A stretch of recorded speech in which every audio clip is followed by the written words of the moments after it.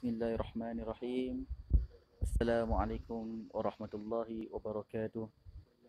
Para sahabat yang dirahmati Allah Subhanahu wa taala sekalian, alhamdulillah, syukur kepada Allah Subhanahu wa taala dengan izinnya.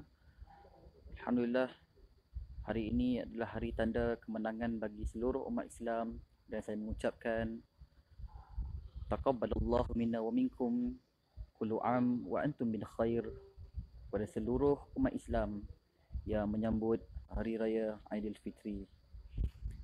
Kepada para sahabat yang dikasihi Allah Subhanahu taala sekalian, sementara kita menunggu para pembayar-pembayar zakat datang ke masjid, dan tadi selesai sudah solat Isyak dengan takbir. Alhamdulillah, walaupun pada tahun ini tidak semeriah dengan tahun lepas, tapi dengan keadaan yang pada tahun ini, yang mana virus ataupun wabak yang datang ketika ini ada hikmahnya. Mudah-mudahan kita sebagai hamba Allah sentiasa taat dan patuh kepada Allah SWT serta Rasulnya.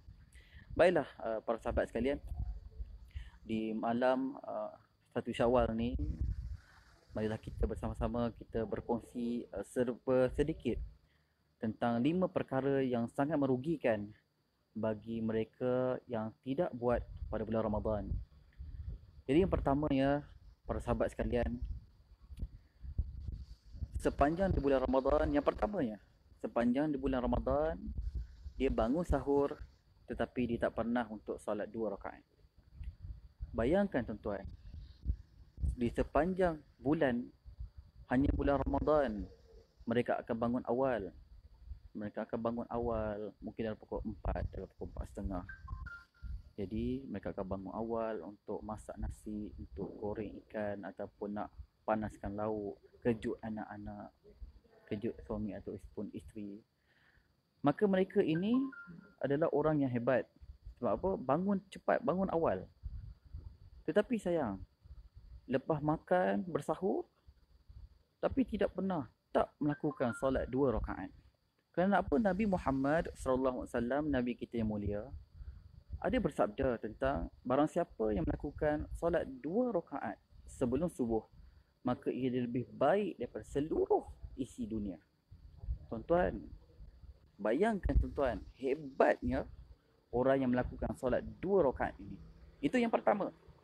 Yang kedua, perkara yang sangat merugikan kepada seluruh umat Islam yang berpuasa di bulan Ramadan. Yang keduanya, sepanjang bulan Ramadan dia tidak pernah untuk bersedekah.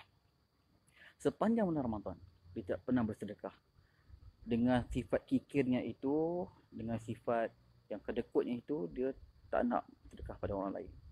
Yang ketiga adalah bila dia berbuka puasa, dia tidak memohon doa kepada Allah Ta'ala. Sangat rugi. Kerana itu waktu yang mustajab. Waktu yang sangat mustajab. Bayangkan, kita boleh doa ketika itu sebelum kita nak berbuka puasa. Kita boleh doa macam-macam.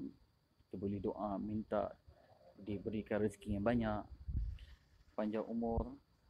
Zakat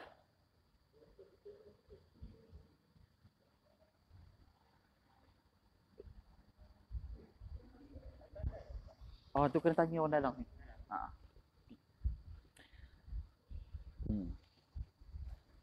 Bayangkan. Yelah, boleh. Saya lupa dah. Jadi, yang ketiga tadi, dia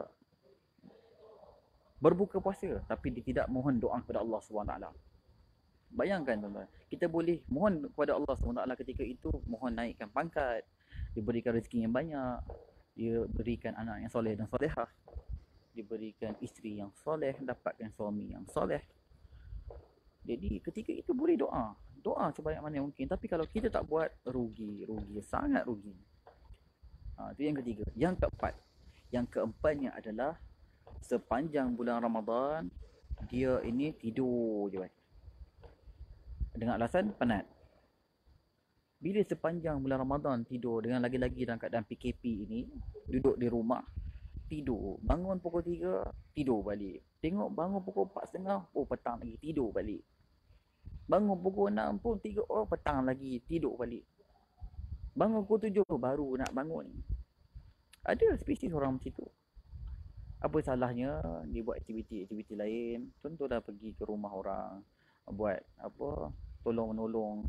Mungkin ada masalah pada orang tu ke, ada pun masalah-masalah yang kita tak tahu, minta tolong, orang jiran minta tolong, datang minta tolong. Ini dengan malas yang kita, habis tak ada apa-apa. Yang terakhir di sepanjang bulan Ramadan, dia tidak pernah membuka mushaf Al-Quran. Itu paling sedih sekali dan paling serugi dan serugi-ruginya. Bayangkan tuan-tuan dan para sahabat sekalian, di bulan Ramadan yang mulia ini, pintu kebaikan, pintu taubat dibuka seluas-luasnya. Dan ketika itu bila kita baca Al-Quran,